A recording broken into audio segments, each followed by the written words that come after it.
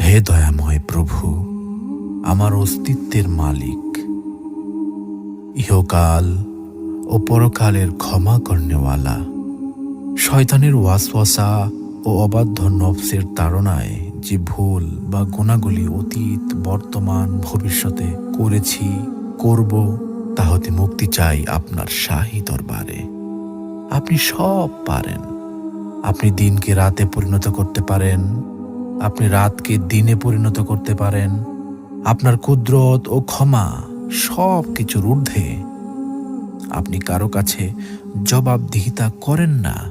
আপনি রাজাধিরাজ। আপনার মহিমা যে ভাষায় লিখি না কেন, সবই ম্লান হয়ে যাবে আপনার শানে। পাপের ভুবনে পাপে পূর্ণ আমি শত সহস্রবার ভূপৃষ্ঠে কপাল ঠেকিয়ে আপনার নূরের চরণতলে ক্ষমা চাই।